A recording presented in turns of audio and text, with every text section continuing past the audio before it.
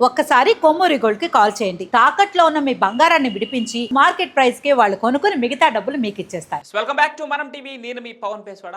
భారత్ పాకిస్తాన్ మధ్య కాల్పుల విరమణ తర్వాత మే 12న 12 గంటలకు కీలక చర్చలు జరగబోతున్నాయి.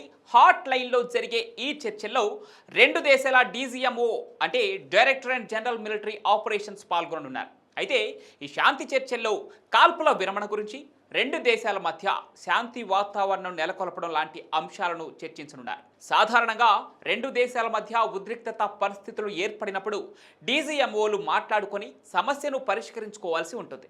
అయితే ఉగ్ర శిబిరాలను కూల్చివేసిన తర్వాత భారత డీజీఎంఓ పాక్ డీజీఎంఓకి ఫోన్ చేశారు. కానీ పాక్ డీజీఎంఓ చర్చలకు రాలేదు. ఇక శనివారం అంటే మే 10న పాక్ డీజీఎంఓ భారత డీజీఎంఓకు ఫోన్ చేసి చర్చలకు సిద్ధమని చెప్పటం ఇక్కడ గమనార్హం. ఇక ఈ నేపథ్యంలోనే నేడు శాంతి చర్చలు జరగబోతున్నాయి. ఇందులో ఏం మాట్లాడాలో ఇప్పటికే ప్రధాని మోడీ అధికారులకు పలు సూచనలు కూడా చేసినట్లు తెలుస్తోంది. అయితే మే 10న నిర్వహించిన ఉన్నత స్థాయి సమావేశంలో డీజీఎంఓకు పలు అంశాలను ప్రస్తావించాలని చెప్పినట్లు తెలుస్తోంది. కాల్పుల విరమణ ఒప్పందం తర్వాత కూడా పాకిస్తాన్ ఆర్మీ కాల్పులు జరపడంతో పాటు డ్రోన్ దాడులకు కూడా ప్రయత్నించింది, డ్రోన్ దాడులు చేసింది కూడా. అయితే ఈ అంశంపై ప్రధానంగా చర్చించే అవకాశం కనిపిస్తోంది. అంతేకాకుండా సింధు జలాల అంశంపై కూడా ఈ సమావేశంలో ప్రస్తావనకు దారితీయవచ్చు. వీటితో పాటు తీవ్రవాదానికి మద్దతు ఇవ్వటం ఆపాలని భారత్ పాకిస్తాన్ను గట్టిగా హెచ్చరించే అవకాశం ఉన్నట్లుగా తెలుస్తోంది. అయితే ఇటీవల భారత విదేశాంగ శాఖ పాక్ ఆక్రమిత కాశ్మీర్ను అప్పగించడం ఒక్కటే మిగిలి ఉందని తెలిపింది.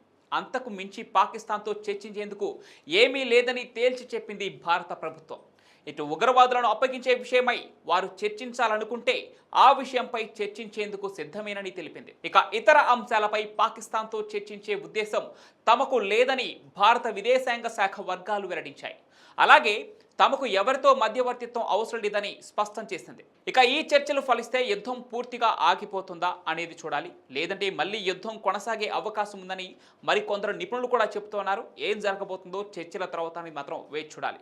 అయితే ఇప్పటికే పాకిస్తాన్ చాలా నష్టపోయి ఉంది. పాకిస్తాన్ సరిహద్దు ప్రాంతంలో పాక్ బుల్లెట్లతో దాడి చేస్తే మనం బాంబులతో బదిలిచ్చాం. భారత్తో పోరులో పాకిస్తాన్ ప్రతి రౌండ్లో దెబ్బతిందని, ప్రతి రౌండ్లో ఓడిపోయిందని, ఫలితంగా భారీగా నష్టపోయిందని భారత ప్రధాని వెల్లడించడం మీకు తెలిసిందే.